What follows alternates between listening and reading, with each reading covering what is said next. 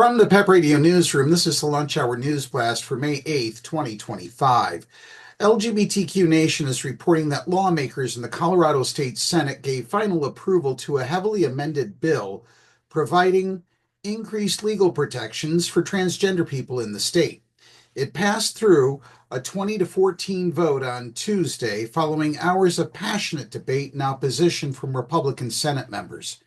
House Bill 1312 would amend the state's anti-discrimination laws to classify misgendering and dead naming, that is, intentionally referring to someone by a name other than the name they chose to conform with their gender identity, as discrimination. These provisions would apply in places of public accommodation like schools and workplaces.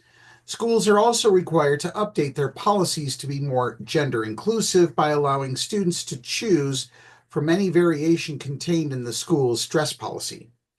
Other provisions include waiving the requirement to get a court order before changing the gender marker on a driver's license or other forms of identification. Colorado allows X gender markers, but recent initiatives by the federal government have made it difficult for people with X markers to apply for a passport or manage their student loans, compelling some people to change their gender markers back to a binary M or F marker. HB 1312 is otherwise known as the Kelly Loving Act, after a trans woman who tragically lost her life in the Club Q shooting. Many who knew her described her as authentic, unapologetic, and willing to put herself before others while struggling with her own battles. We want to ensure that everyone lives their full lives as their best selves with dignity and without discrimination, said one of the bill's main sponsors, State Senator Faith Winter. We know trans folks are less likely to be employed, they're less likely to be successful in school, they're more likely to commit suicide, and you know what one of the easiest ways to correct for that is to actually be affirming and recognize them and use their chosen name. Other sponsors of the bill include Senator Chris Kolker, Representative Lorena Garcia, and Representative Rebecca Stewart. House Bill 1312 faced contention from both Republicans and LGBTQ plus advocacy groups amid concerns about two sections.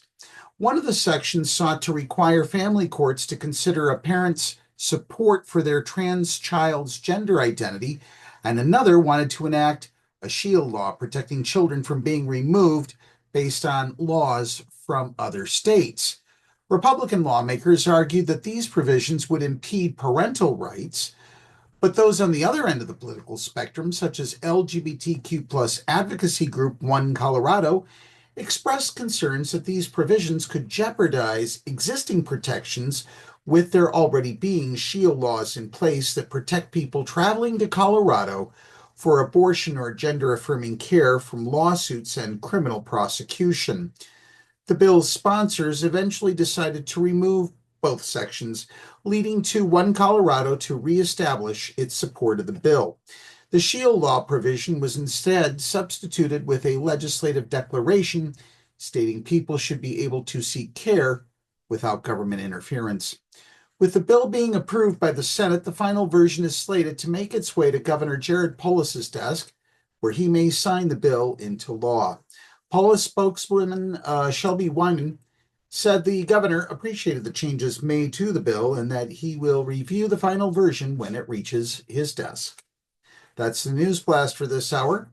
If you are 18 or older, live in Pennsylvania, and are part of the LGBTQ plus community, please visit the Pennsylvania Equality Project website, paequality.com, and complete the 2025 housing survey. Up next, we have the Meadville area weather forecast from the National Weather Service here on PEP Radio.